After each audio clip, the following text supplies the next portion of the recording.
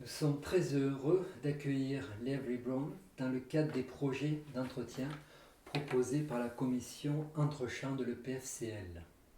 Il nous tient à cœur aujourd'hui de discuter avec lui de critique littéraire, puisqu'il en est un éminent représentant.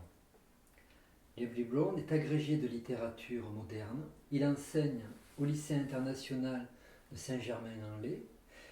Il est auteur de nombreux ouvrages de critique littéraire, notamment de monographies sur la littérature française du XXe siècle. Je ne peux pas rappeler tous les titres, tant ils sont nombreux. Mais je tiens à souligner qu'il est membre du comité de direction des éditions Lettres modernes et Minard et dirige la série Samuel Beckett de la revue des Lettres modernes. La particularité de son travail tient à ce que notre invité est également un très grand lecteur de Lacan. Et je dois dire qu'ils sont plutôt rares dans le milieu de la critique littéraire, du moins en France. Avant de laisser la parole à Bruno Geneste, qui va mener cet entretien, Bruno Geneste est psychanalyste à Bordeaux, il est membre de l'EPFCL. Je voudrais demander à notre invité son avis sur un propos de Lacan. Dans un article intitulé Littérature à terre, Lacan appelle de ses voeux une critique littéraire qui tienne compte de la psychanalyse, autrement que ne le fait la psychobiographie. Il faut rappeler que si Freud a inventé la psychanalyse appliquée aux œuvres d'art, il a de fait participé à la naissance de la psychobiographie. Pourquoi, selon vous, donc, Lacan conteste-t-il l'approche psychobiographique dans votre discipline de critique littéraire? Qu'a-t-il apporté d'après vous? C'est ce que nous voudrions aujourd'hui que vous nous permettiez d'éclairer. Bien, la psychobiographie a tendance à essayer d'expliquer l'œuvre, de ne pas s'affronter à la difficulté que présente l'œuvre en l'assimilant à une sorte de fiction qui serait celle construite par la psychologie et qu'on croit discerner chez la personne. Donc c'est donc le créateur vu comme une personne, comme un ensemble complet, repérable dans la société. Or, ce n'est pas le cas de l'écrivain ou de créateur qui ne se voit pas comme une personne évoluant dans la société. Bon, un exemple, c'est de cette approche psychobiographique est fournie par exemple de ce qu'on a fait autour de Beckett et Bion, dans son analyse qui a duré 2 ans. Et donc 2 critiques aux psychologues, Ian Miller et Kay Souter, ont écrit un livre en anglais sur cette question de Beckett et Bion. Et il voit, par exemple, l'analyste et le patient comme étant une paire d'individus qui s'associent. Et alors, et donc, il cherche à situer ces 2 individus dans un tableau qui fait sens, qui paraît cohérent. Et alors, c'est quand même étonnant parce que tout de même, dans la psychanalyse, on s'affronte à ce qui se situe hors sens. Et tout de même, c'est la même chose qui se produit dans une œuvre d'art. Et bon, ces personnages, par exemple, ces auteurs essaient d'imaginer ce que la mère de Beckett aurait pu penser au sujet de la crise d'identité de son fils. Et les auteurs essaient de faire la même chose avec les séances d'analyse, d'imaginer ce qui s'est passé. Ils trouvent par exemple que ce serait un obstacle si chacun, le psychanalyste Bion et l'analysant Beckett, pourraient avoir leur point de vue subjectif de ce qui s'est passé pendant ces séances d'analyse. Donc la subjectivité même est un obstacle à ce que cet objectif, cette vision objective qu'ils tentent de constituer. Et puis, comme c'est le cas d'Élie Anzieux, imaginer que l'association de livres serait quelque chose qui serait imité dans l'écriture de Beckett. Or, le problème est qu'en faisant cela, ils font fi du sujet Beckett, de cette personne que nous ne connaissons pas au fond, comme chacun.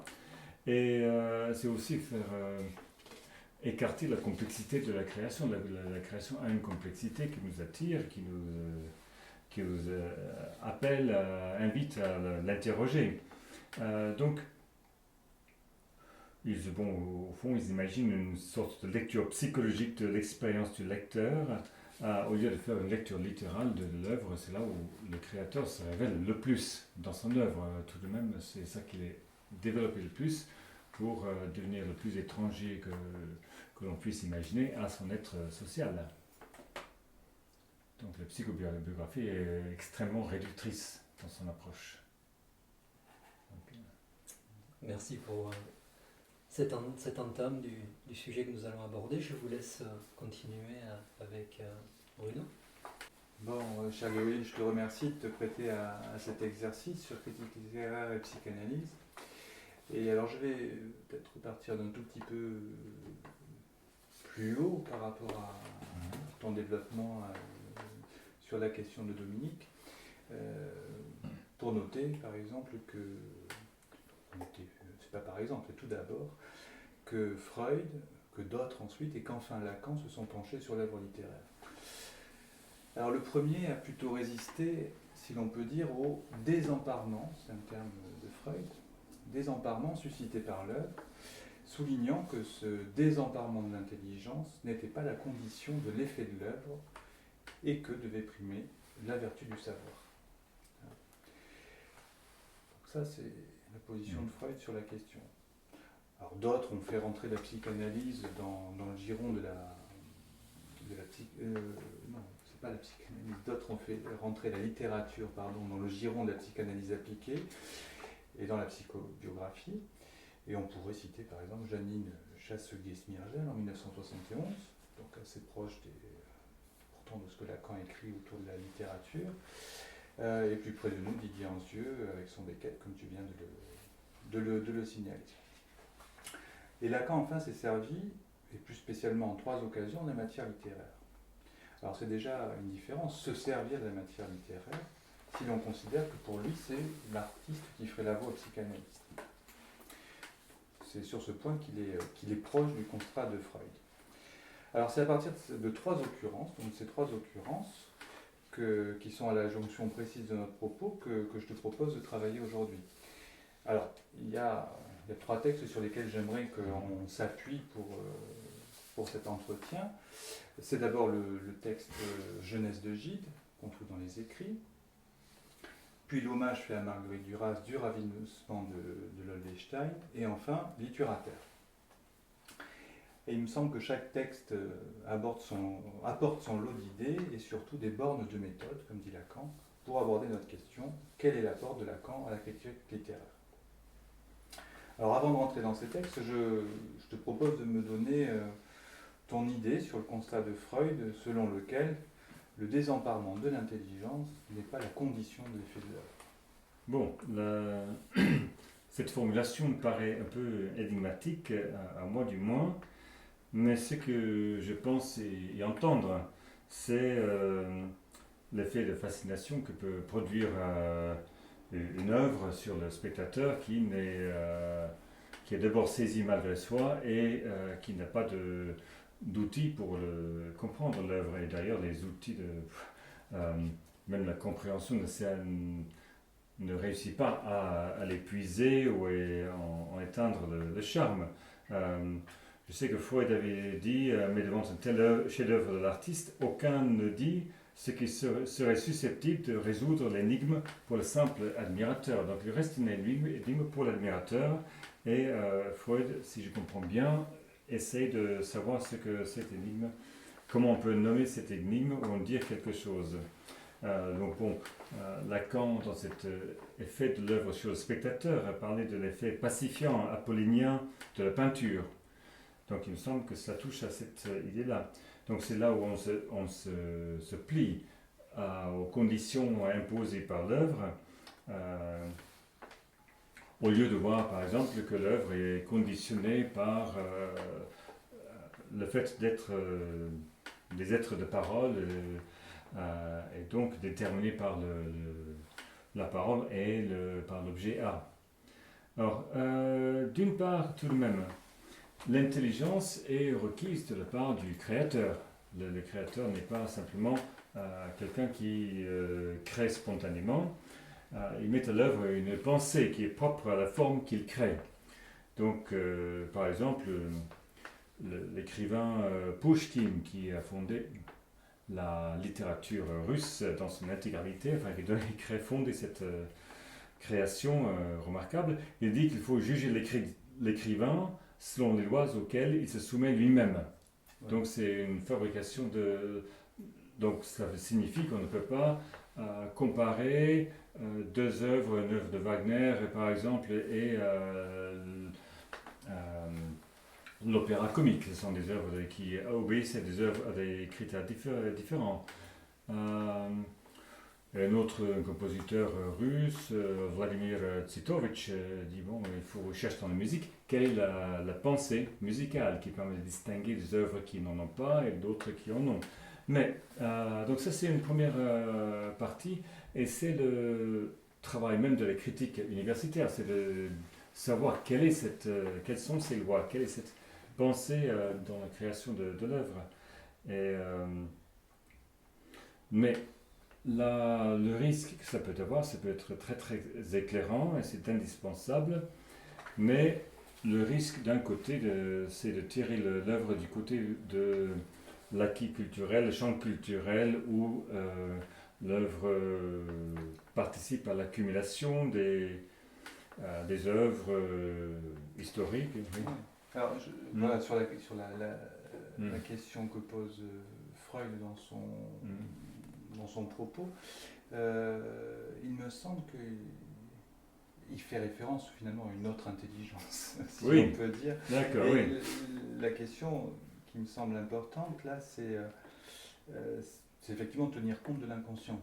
Tout à fait, c'est ça que je voulais amener en fait, voilà. comme une étape déjà. Il y a la pensée, mais il s'agit pour le psychanalyste de saisir ce qui serait la singularité de l'œuvre, ce qu'elle révèle du sujet de l'inconscient par rapport à la jouissance. Et là, c'est plus délicat. Tout à fait. Donc c'est cette singularité que la psychanalyse essaie de chercher à cerner. Et du coup, ça m'amène à la question que je voulais te poser, alors qui me brûle plutôt, on va dire même, puisque je pensais la poser à la fin, mais je vais la poser dès maintenant. Oui. Justement, qu'est-ce que c'est qu'une critique littéraire qui tienne compte de l'inconscient alors là, mes réponses risquent d'être multiples. Justement, c'est ça qui est intéressant. Donc il faudra voir si... oui. Donc, d'une part, je ne fais que témoigner de mon travail, donc c'est exactement ce que je fais sans plan, comment dire, très large, mais il me semble que la psychanalyse relève quelque chose c'est une création historique qui est arrivée au XIXe siècle en réponse à l'expansion de la société, la science et le capitalisme. Et donc, Lacan est venu aussi dans un autre contexte qui avait évolué au XXe siècle. Donc, même s'il y a des choses transhistoriques qui concernent l'humain, notre existence dans la parole, la psychanalyse lacanienne quand même répond à son époque. Donc, on note dans les œuvres, chez les auteurs qui m'intéressent particulièrement, Duras, Michaud, Beckett, qu'il y a une certaine convergence entre les préoccupations de Lacan et celle de la création de l'époque. Donc il y a nécessairement une part là à prendre en compte. On peut voir par exemple l'absence de l'autre que l'on trouve chez Duras, qui nécessite chez elle la création de toutes sortes de fictions variées, ou dans Beckett, il était certains mots clés pour son œuvre, l'idée de ratage, de faiblesse, ou de l'absence de rapport ou l'idée de l'impossible, ce sont des termes qui touchent quand même au langage employé par Lacan. Et on peut penser aussi à une phrase de Michaud qui pourrait être une phrase de Lacan. Qu'est-ce qu'une civilisation? Une impasse. Donc il y a quelque chose des préoccupations qui se rejoignent au Lacan comme étant, ayant développé une sorte d'antiphilosophie, Jean-Claude Milner, et à ces écrivains qui étaient, pour Michaud par exemple, très résistants au genre littéraire. Disant qu'une fois qu'on s'est mis en alexandrin, il est très difficile de rentrer dans le civil. Donc cette résistance aux normes canoniques. Et je dirais qu'il y aurait pour un psychanalyste, il me semble, une démarche un peu différente de la mienne, enfin même opposée, mais qui se rejoignent. C'est-à-dire, un psychanalyste part des questions que pose la psychanalyse, qui sont multiples, qui restent sans résolution, auxquelles il faut développer perpétuellement, remettre sur le métier.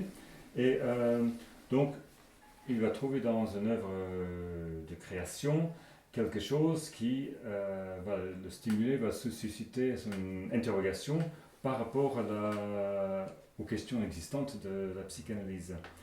Alors, ce que je cherche de mon côté est plutôt, je suis avec l'œuvre littéraire et chaque phrase, chaque mot, chaque question de structure pose d'innombrables questions, des énigmes. Et à ce moment-là, je vais faire un chemin inverse et chercher, mais qu'est-ce qui dans la psychanalyse permettra d'éclairer cet aspect-là? Qu'est-ce qui peut entrer en résonance ou élargir l'optique sur ces questions-là. Donc je reste tout de même face à l'œuvre, ce qui demeure énigmatique. Et or, ce qu'il faut sans doute est d'écarter l'idée que la psychanalyse proposerait une grille. La psychanalyse ne pose pas de grille d'analyse permettant d'assimiler des places tel élément. Il ne s'agit pas de vérifier la conformité d'une œuvre à une série de concepts. En fait, la psychanalyse pousse à relever les innombrables façons de traiter avec, ou de donner forme à l'incommensurable chez chacun, chez le créateur. Le créateur crée cette dimension d'incommensurable. Et la psychanalyse permet d'aborder ces éléments-là, de tenir compte de cette immense latitude qui existe dans l'œuvre. Et aussi, la psychanalyse met en garde contre la tentation de chercher une méthode de langage ou un langage qui donnerait les clés pour expliquer, pour trouver un sens, pour donner un sens à l'œuvre, donc chercher ailleurs ce qui pourrait épuiser en quelque sorte l'œuvre. Donc ça, une telle recherche de sens nous détourne de la matérialité de l'œuvre et bien entendu de la matérialité de l'existence humaine. Donc je trouve que une chose que la psychanalyse ajoute à la critique littéraire, il me semble, de porter, d'éveiller un sens de l'humain, de trouver l'humain dans l'œuvre qui ne soit pas un humanisme, mais quelque chose de l'intérêt humain, un sujet, l'inconscient, ou un sujet en lien avec le langage et avec ce qui échappe à la nomination, cette difficulté auquel les créateurs s'affrontent. La psychanalyse permet de restituer ou de le faire entendre. Et il s'agit donc de donner une portée subjective à cette dimension, à la création. En même temps, alors je vais retourner un terme, le métalangage. La psychanalyse porte un métalangage, mais dans un autre sens du terme, une autre acception, c'est-à-dire si on aborde une œuvre littéraire comme celle de Duras, celle de Michaud, on peut dire, on peut soit parler de la construction littéraire, mais aussi on peut parfois rester enfermé dans le lexique du créateur. Par exemple, le ratage chez Beckett. On peut dire, oui, il fait du ratage, il se ratage partout, mais ça ne nous permet pas de nous en extraire, de prendre la distance par rapport à ce terme et à nous dire, mais qu'est-ce que c'est que ce ratage au fond? Ça peut s'entendre comme un terme négatif dans Beckett. Et donc si on prend les termes de la psychanalyse, on se rend compte qu'on peut mettre en rapport le ratage chez Beckett, quelque chose de similaire chez Duras, ou bien le patou, l'illimité chez Duras et le même type d'enjeu, du moins, chez Beckett, sans les assimiler. On peut se rendre compte que ces œuvres-là touchent à un domaine qui est similaire. Donc ça nous permet de faire une comparaison, de nous orienter dans ces œuvres grâce à ces termes-là qui indiquent des coordonnées qui seraient similaires ou des enjeux qui seraient similaires. Non pas pour anéantir la singularité, mais pour dire qu'il y a un jeu similaire. Aussi, donc dans ce même sens, il y a la psychanalyse permet de discerner des enjeux qui ne sont pas explicités dans une œuvre de création. Par exemple, si on prend chez Henri Michaud les signes peints, qu'il a peints à l'encre sur des feuilles, et il les peignait parfois à la série, sans s'arrêter juste une feuille, puis la feuille suivante, et ainsi de suite, de façon continue. Et on peut les analyser du point de vue graphique. On peut voir qu'il y a une sorte d'élément qui suggère une forme, une partie qui est amorphe, qui est sans forme, cet aller-retour entre ces deux dimensions. Mais on peut aussi, grâce à la psychanalyse, à la question de la lettre, se dire il y a quelque chose qui relève du geste d'inscrire un trait dans un champ blanc, un trait qui pose un objet qui serait un peu comme le trait unaire, qui serait à la fois un et puis tout de même multiple, et qui ne se situerait pas dans un espace géométrique où chaque trait est à la fois le même un, mais en même temps qui se répète de façon jamais identique. Et cela permet aussi de relier ce champ à l'écriture elle-même que l'on trouve chez Marguerite Duras, qui ne rêve pas strictement de l'inscription alphabétique, mais elle rattache l'écriture à la jouissance très explicitement, à la figure, la présence d'une mouche qu'elle décrit, qui peut faire écho à écrire avec des pattes de mouche. Donc pour elle, l'écriture touche vraiment quelque chose qui serait du noirceur de l'encre, donc qui relève de toute une dimension de l'humain, et la psychanalyse permet de mettre ça en lien. Et on va de même, je pense, avec ce que Beckett appelait les traits de désunion. Au lieu de dire les traits d'union, les traits de désunion, qui sont très exploités dans ce dernier texte qu'il avait écrit, Comment dire, What is the word, où il y a tout un jeu très subtil sur ce tiret, ce trait de désunion qui se trouve à la fin de chaque ligne, avant le retour à la ligne, et qui fait une disjonction et conjonction, maintenant donc cette espèce d'instabilité. Donc toutes ces diverses formes du trait retrouvent tout de même un écho à travers la psychanalyse. Si cela élargit le champ, on se dit que ces traits ont une importance qui n'est pas simplement de faire un tableau agréable à l'encre et au pinceau. Donc c'est touche à quelque chose qui est hors sens, par exemple. Tu insistes finalement sur la question de la disharmonie de l'inconscient. Tout à fait, exactement. Oui, c'est ce que peut-être je n'ai pas suffisamment dit, que quand le côté problématique de l'œuvre, du sujet supposé à l'œuvre, c'est celui qu'on ne connaît pas et qui se joue avec cette disharmonie fondamentale, tout à fait. Alors du coup, j'avais envie de te poser une question loin dans cette question sur critique littéraire et inconscient, c'est que Lacan, si on peut dire, il est, par ses textes sur la littérature, ce que j'ai mentionné tout à l'heure, il est un passeur de la lettre. Oui. Hein. C'est-à-dire pas un passeur de littérature, un passeur du plus réel qui concerne le texte d'un écrivain et dont il se sert pour la psychanalyse. Alors, justement, s'il accommode son travail à partir de l'inconscient lacanien, le critique, est-ce que ça ne serait pas, là aussi, la tâche du critique, hein, se faire passeur de la lettre d'un auteur et de la novation qu'elle comporte? Oui, tout à fait. Alors, s'agissant du critique littéraire, je dirais aussi que ce qu'ils mettent en évidence par ce biais, donc je vais reprendre par l'autre versant, pour dire que la psychanalyse ne peut pas se passer des autres discours. C'est-à-dire, dans les 4 discours de Lacan, il y a le discours de l'analyste, mais aussi le discours de la psychanalyse. Ce que fait la psychanalyse, c'est justement relancer le rond qui passe du discours du maître, au discours de l'hystérique, discours universitaire. Donc on passe forcément de l'un à l'autre. On ne veut pas...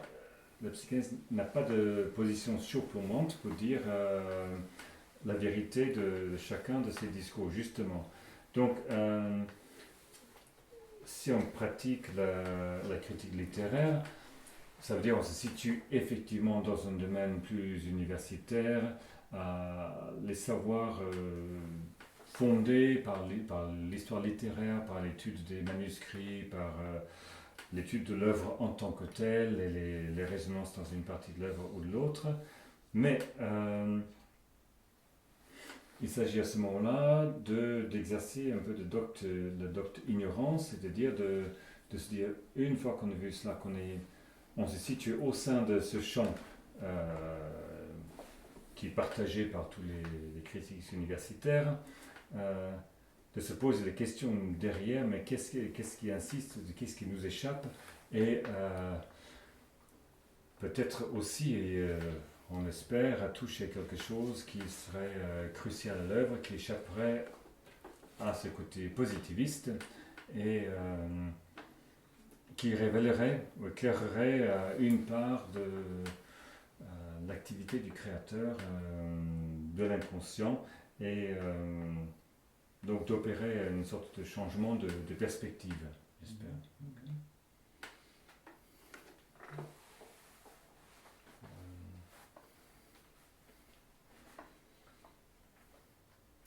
Alors si je t'ai posé cette question sur la lettre, là c'est parce que dans Genèse de Gide, déjà Lacan critique l'abord, on peut peut-être revenir là-dessus sur la question psychobiographique, parce qu'il critique l'abord qui était alors fait du rapport de l'homme à la lettre, dans Genèse de Gide. Et en critiquant sévèrement, je trouve, toute manœuvre d'enveloppement, dit-il, en vertu d'une stratégie reconnue dans l'inconscient. Autrement dit, la convergence de l'œuvre avec la stratégie de l'inconscient. Alors, il critique ça en disant cela aboutit à de la psychanalyse appliquée et à de la psychobiographie. Effectivement, quand on lit les textes de certains auteurs, dont un que j'ai cité en tout début, en introduction de notre propos, on entend ça. C'est-à-dire qu'on s'aperçoit vraiment de cet enveloppement. Et donc, c'est-à-dire un enveloppement qui est une sorte, dit-il ailleurs, de mariage de la lettre et de la psychologie. Et puis, donc, il parle, en effet, un peu plus tard, dans l'hommage, de cette technique qu'il considère comme une goujaterie, un pédantisme, une sottise des psychanalytiques. Et il va nous éloigner dans ces textes et dans son abord de l'œuvre, finalement, qui... c'est une question. Est-ce que l'abord de l'œuvre par Lacan est si éloigné d'un abord de l'œuvre tel que peut le pratiquer Blanchot, par exemple? Mais il va nous éloigner justement de ce procédé psychobiographique pour nous orienter vers le savoir nouveau, pas complémentaire, justement, parce que la psychobiographie, c'est ça, le problème, c'est que c'est un savoir qui vient complémenter une œuvre, en fait. Ouais. C'est comme ça qu'il le note. Et il nous oriente plutôt vers un savoir nouveau à produire. Mm. Donc, je trouvais que c'était une position intéressante, puisque c'est peut-être vers ça qu'il s'agit de s'orienter lorsqu'on, depuis le champ littéraire, comme je Oui. le fais, quand on aborde l'œuvre en fonction de l'éthique de l'inconscient. si je peux dire. Oui. Bon, on ne peut pas. Bon, si on pense à l'œuvre comme étant, et dans ce passage, Lacan parle d'attribuer la technique avouée d'un auteur à quelque névrose. C'est vraiment, au fond, venir à l'œuvre avec ses préjugés et dire que l'auteur doit se conformer à une théorie établie et à se poser en position de maître ou d'expert de l'œuvre. Or, le créateur, forcément, si son œuvre a touché, a réussi à faire un trou dans nos connaissances, dans notre savoir, dans la production culturelle de son époque, et si bien qu'il marque l'histoire et est toujours en avant et après tel ou tel créateur, comme Pierre Corneille par exemple. Shakespeare, c'est... Donc, il n'y a pas de position d'expert parce que le créateur a trouvé quelque chose de nouveau, d'inédit, et il s'agit de s'en instruire. Et donc, un psychanalyste va apprendre de ses patients, du moins en voyant ce que le patient peut l'apporter comme nouveauté clinique, qu'il s'agit d'interroger, et un écrivain aussi ou un créateur qui a trouvé quelque chose de nouveau qui n'existe pas ailleurs et qui doit nous interroger. Et donc pour cette question d'attribuer la technique à une névrose, c'est plutôt l'art comme une sortie du symptôme, créer quelque chose qui fait que l'artiste n'est pas le névrosé ou le psychotique quand il crée. Du moins quand la création rejoint un public, parce qu'il faut tout de même cette condition. Et puisqu'il s'agit d'une singularité, l'œuvre est une singularité, du lien du créateur au langage, à la jouissance, il réussit à faire en sorte que ce trou qu'il révèle, auquel il donne existence, concerne chacun, donc ça devient universel. Mais oui, c'est quelque chose aussi qui échappe au savoir et donc qui pousse à se poser la question en quoi consiste cette chose qui nous échappe.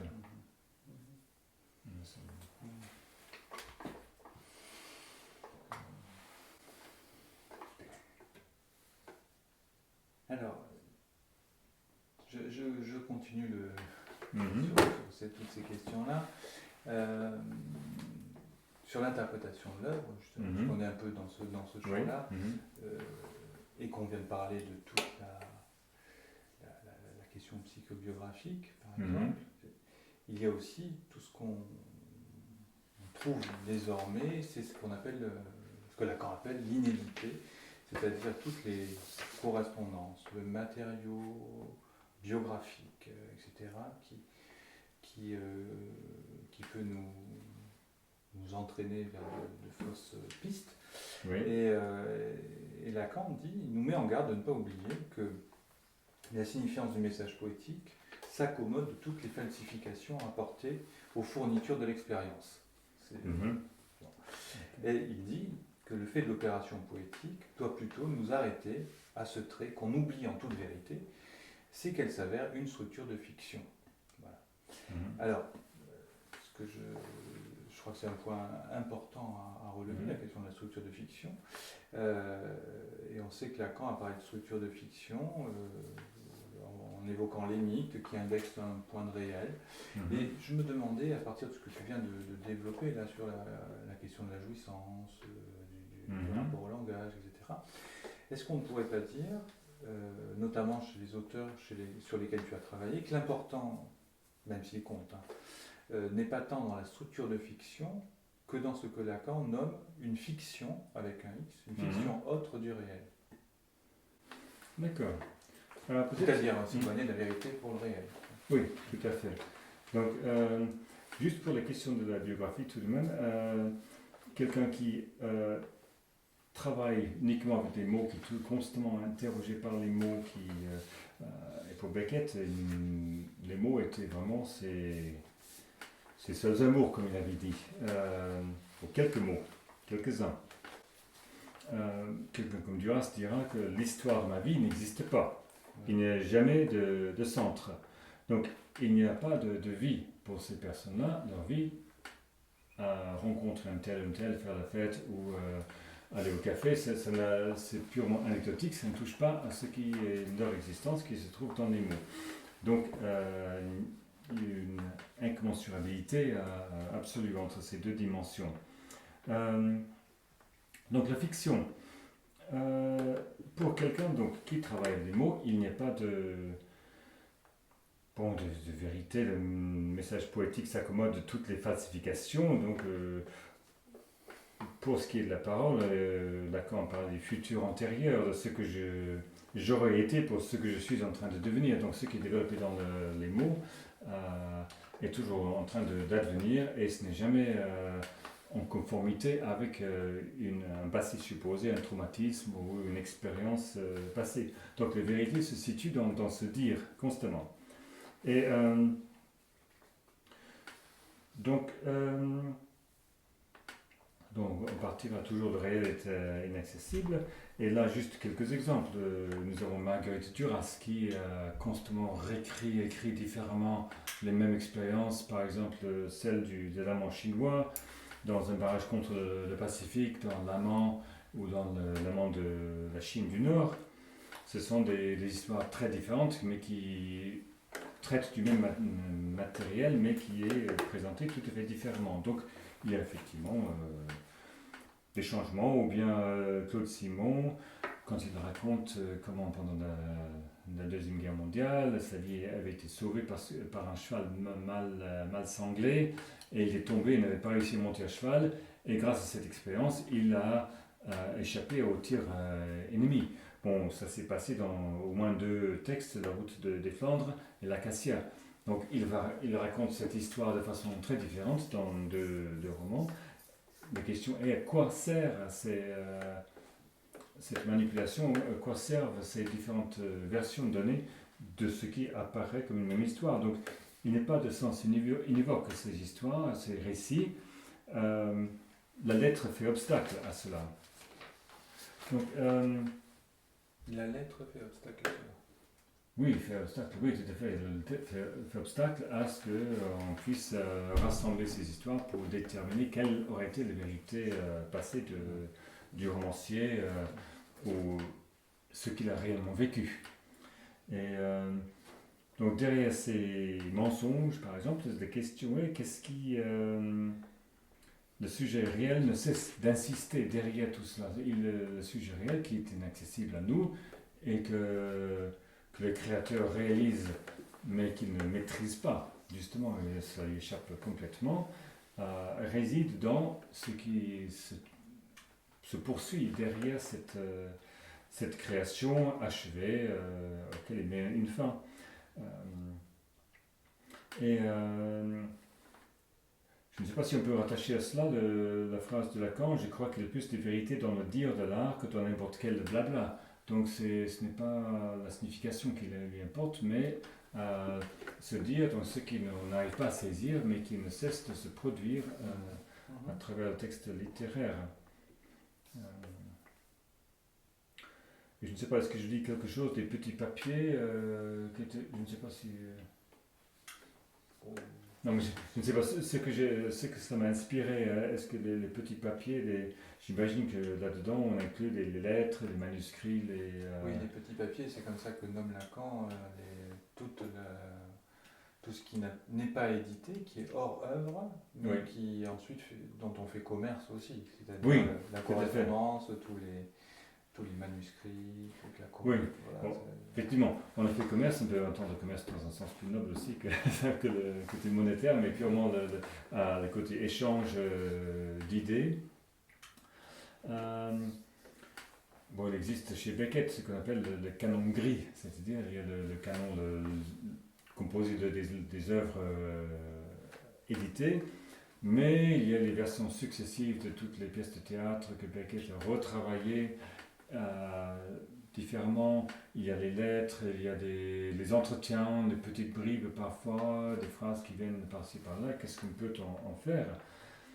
Eh bien, si on ne part pas de l'idée qu'on veut composer une image de l'homme, on entend tout de même dans ces textes de quelqu'un qui ne cesse de se poser des questions sur la création, sur son existence avec le langage, qui est là toujours quelque part, le sujet supposé savoir, l'œuvre qui est là, qui s'interroge et qui est aux prises avec le même objet et cause, la même chose qui le tenaille tout au long de sa vie, derrière ses rencontres, même quand il paraît engagé dans des échanges avec d'autres personnes. Et donc c'est quelque chose d'incessant. Et cela donne l'intérêt à des extraits de lettres, par exemple. Si je prends l'exemple où Beckett parle dans une lettre à Georges Dutuit, au critique d'art, il dit je guette les yeux de ma mère, jamais si bleus, si stupéfaits, si déchirants d'enfance sans issue, celle de la vieillesse.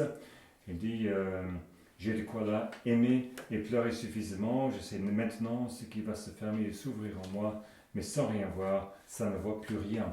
Donc là, il faut voir qu'il est en train d'écrire à quelqu'un, mais en même temps de s'interroger lui-même, il est en train d'écrire pour lui-même aussi, tout de même. Et d'ailleurs, la dernière phrase pose un nombre de questions pour sa construction.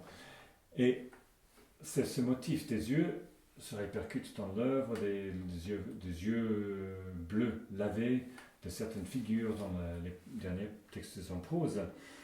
Et on peut dire donc, c'est très émouvant, cette expression d'amour pour sa mère, mais l'œuvre ne se réduit pas à sa mère. C'est qu'est-ce qu'il y avait derrière sa mère qui n'était pas sa mère et qui existe au sein du créateur lui-même.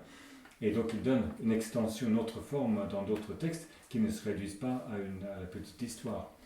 Donc ça devient, et puis posé dans une œuvre, ces motifs-là deviennent vraiment autre chose et fonctionnent au sein d'un ensemble qui n'est pas la biographie.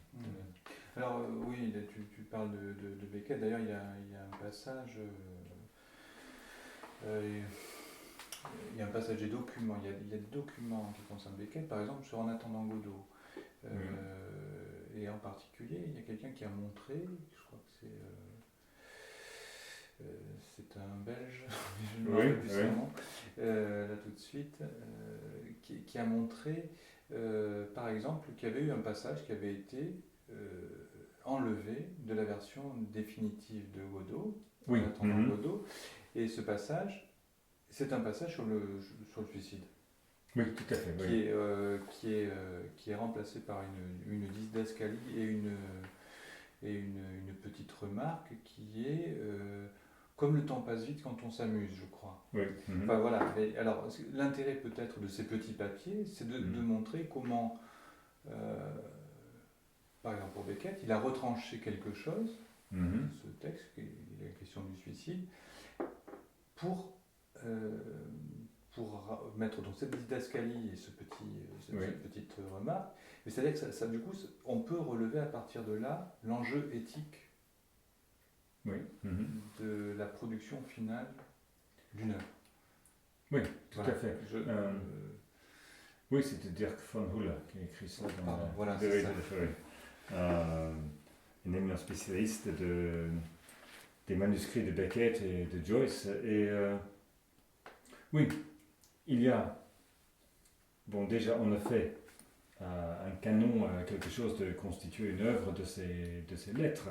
Et bon, on peut toujours en discuter. Beckett voulait que ce fût seulement les lettres ayant trait à la création. Donc ça peut se discuter pour certaines choses, certains aspects.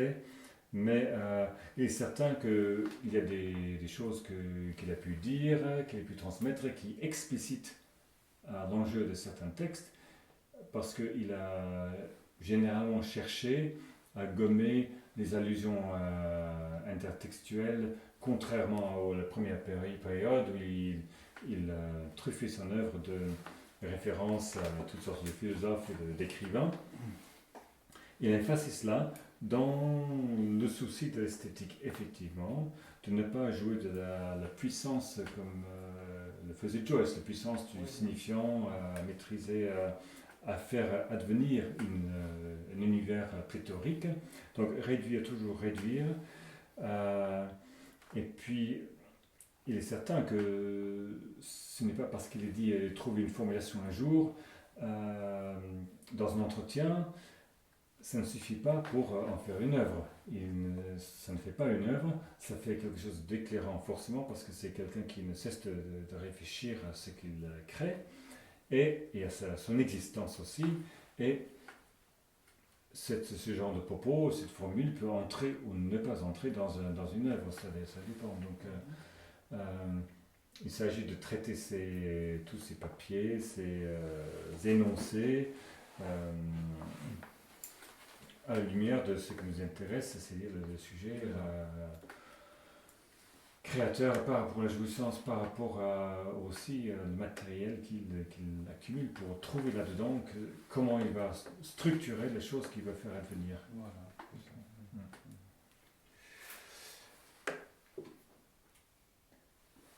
Alors si l'on reprend les trois textes de Lacan que je t'ai proposés, on s'aperçoit qu'ils prennent la question chacun par un bout différent. Alors avec Jeunesse de Gilles, Lacan articule son propos non pas à partir du sens, des chiffrements de l'œuvre, mais du trou. Ce sont en particulier les lettres de Gilles, un fétiche sans double, dit-il, que brûle Madeleine. Puis avec l'hommage à Marguerite Duras, Lacan prend l'axe de l'objet petit a, et puis il évoque la figure topologique du cross-clap. Et enfin avec Litturateur, c'est de la lettre qu'il s'agit en tant qu'elle dessine le littoral entre savoir et jouissance, entre centre et absence. Et alors donc on se retrouve avec ces trois textes à aborder trois termes qui sont le trou, l'objet indicible et la lettre. Et alors il me semble qu'en tout cas pour l'analyste, dans l'abord de l'œuvre, il y a là des bornes de méthode, comme il dit, et je voudrais connaître ton sentiment par rapport à ça, à ces bornes de méthode pour le critique.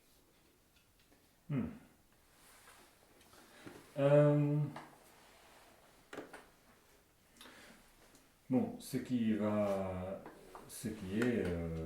crucial, je pense, du moins pour les créateurs du XXe siècle, c'est la question du trou qui touche justement quelque chose qu'on ne peut pas rendre nommé, mais dans la création qu'on peut rendre matériellement palpable. Et c'est pour ça que je trouve que l'œuvre a quelque chose de matériel, c'est d'une épaisseur, c'est-à-dire c'est quelque chose qui a un cadre, qui a un début et une fin, si c'est un texte en prose ou un texte écrit, et c'est quelque chose qui tourne autour qui crée un trou, enfin qui tourne autour d'un trou, mais qui rend ce trou matériellement palpable comme la somme, comme ce qui excède la somme de ce qui est réuni dans cette œuvre. Et donc il me semble que ça c'est quelque chose qui touche aussi donc sans doute je verrais une parenté assez intéressante avec quelqu'un comme Michaud, disons je suis né troué, il dit je me suis bâti sur une colonne absente et quoique ce trou soit profond, il n'a aucune forme, les mots ne le trouvent pas. Donc cette question de trou fut vécue par Michaud, ou sans doute avec quelque chose, une problématique issue de la mélancolie et l'absence d'image corporelle. Et oui, l'absence de réponse dans le langage de l'autre, réponse de l'autre qui fait l'objet de la création.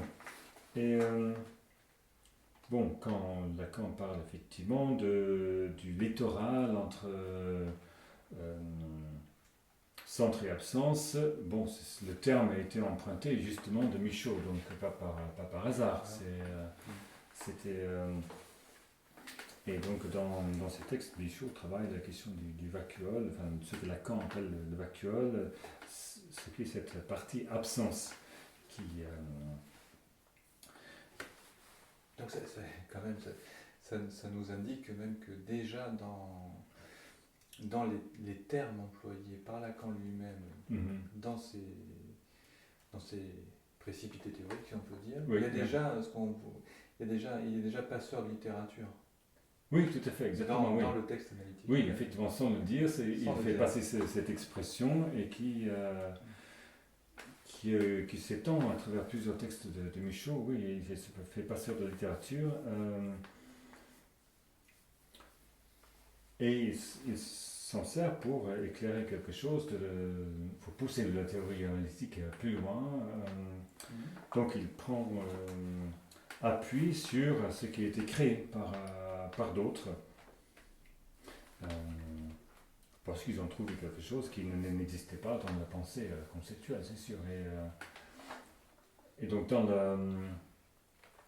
oui, ce que je dirais aussi pour la psychanalyse, c'est qu'elle apporte ce que je dis un métalangage, mais en même temps ce sont au fond des coordonnées, les métalangage et des métalangage paradoxal, comme Jean-Claude Milner parle de noms paradoxaux, de catégories paradoxaux, c'est-à-dire qui nomment des singularités. Donc ce sont des catégories qui se défont elles-mêmes.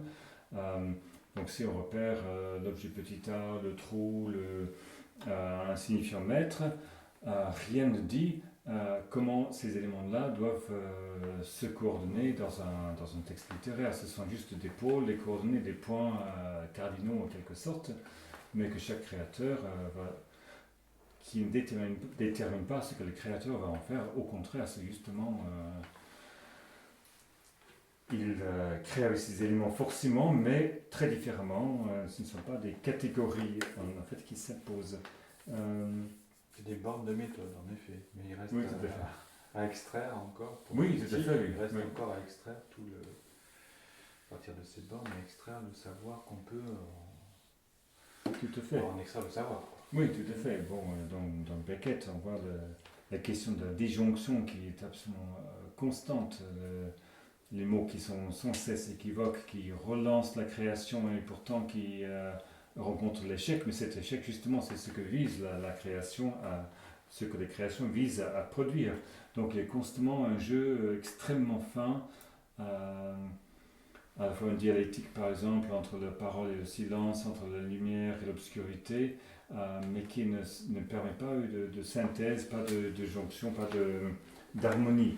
Il y a toujours une disjonction, et c'est encore une fois une question de méthode, des bornes qui sont données tout à fait par Lacan.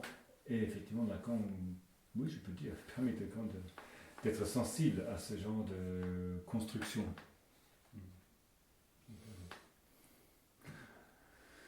Alors après tout ça, finalement, est-ce qu'il s'agit d'interpréter la littérature ou de dire qu'irrémédiablement ou pas, qu'elle nous interprète et qu'il faut qu'on en tire le savoir, justement? Oui. L'œuvre nous interprète parce que elle brise notre confort en ce qui concerne les constructions théoriques, les préjugés que nous pouvons avoir par rapport à l'œuvre, en lien avec l'histoire, en lien avec la biographie ou avec les normes littéraires. C'est en quoi on fait retour à ce que disait Freud Oui, oui, tout à fait, oui. sur le désemparement. Oui, tout à fait. Il nous laisse désemparés et on peut dire que quand on lit un texte de Beckett, on lit une phrase de Beckett et on se rend compte qu'on voit la construction, mais on se dit, mais qu'est-ce qu'il y a derrière? Il y a toutes sortes de choses qui sont derrière, qui sont gommées par l'auteur, qui ne cesse d'insister et qui font savoir que il nous faut creuser encore plus loin. Et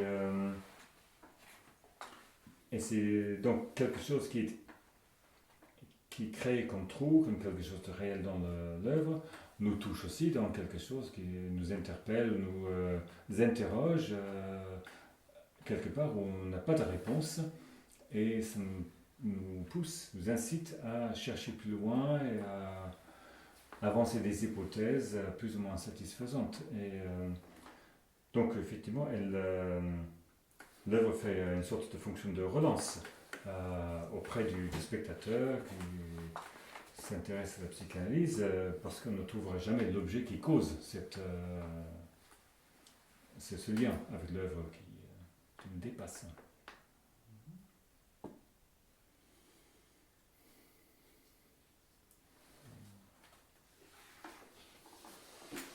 Ouais, et puis, alors, pour finir, il y a ce petit passage de Julien Gracq en lisant, en écrivant. C'est un passage que j'aimerais que tu nous commentes. Peut-être je peux le lire.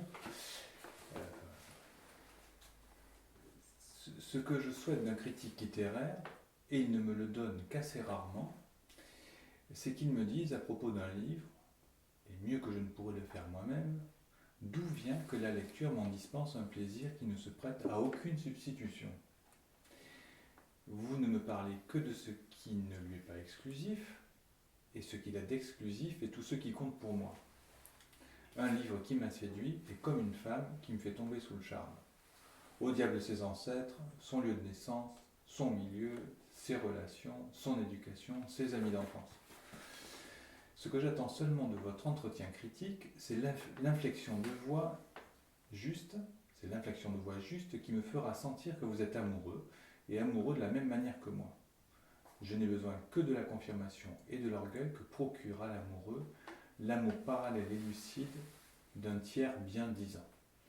Et quant à l'apport du livre à la littérature, à l'enrichissement qu'il est censé m'apporter, sachez que j'épouse même sans dot. Quelle bouffonnerie au fond et quelle imposture que le métier de critique. Pardon. Oui. Un expert en objets aimés. Car après tout, si la littérature n'est pas pour le lecteur un répertoire de femmes fatales et de créatures de perdition, elle ne vaut pas qu'on s'en occupe. Que peux-tu nous dire de cette... Alors c'est un passage que j'aime beaucoup. Voilà. Je pense qu'il faut y entendre une attitude polémique de la part de Gracq, qui lui-même a fait tout un ensemble d'écritures pour expliquer sa réaction à différents créateurs comme Chateaubriand, comme Stendhal par exemple. Et donc, on peut d'une part entendre une critique une dénonciation de la critique universitaire qui suppose un langage conceptuel, un détachement.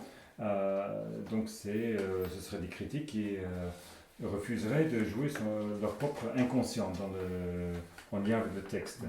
Et bon, on peut penser à Michaud disant qu'il se moquait des psychiatres qui faisaient des expériences avec de l'urine de schizophrènes sur des araignées et qui voulaient préserver leur objectivité.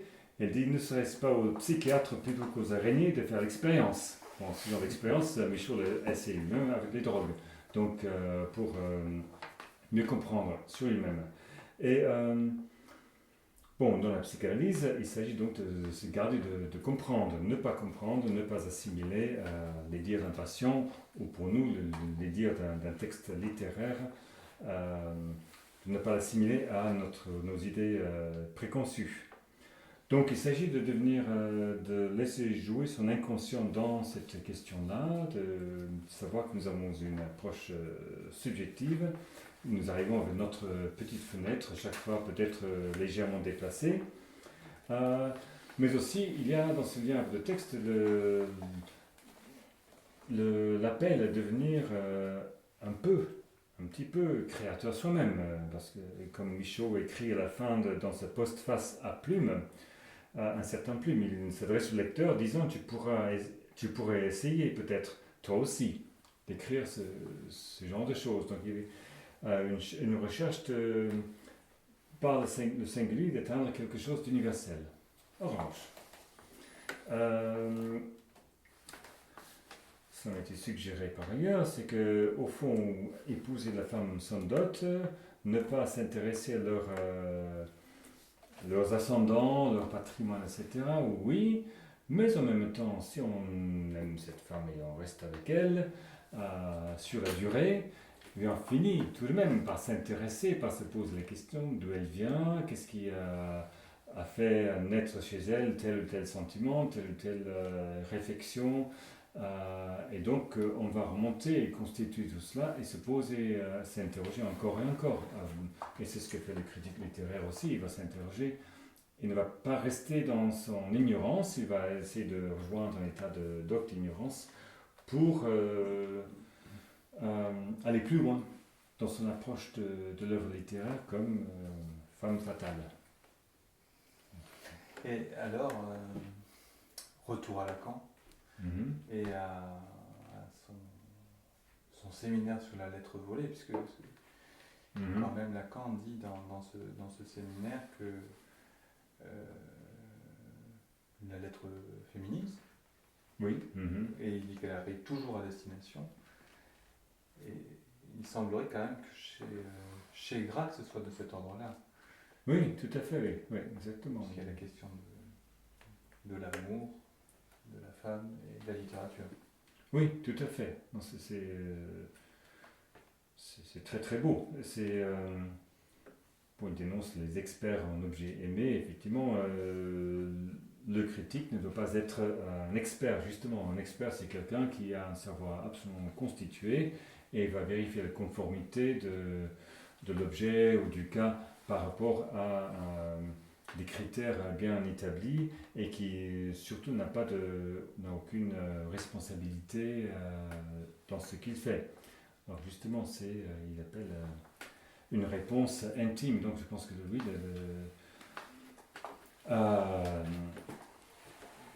le psychanalyste est quand même, il a une responsabilité dans ce qu'il fait, dans sa façon d'agir avec le client.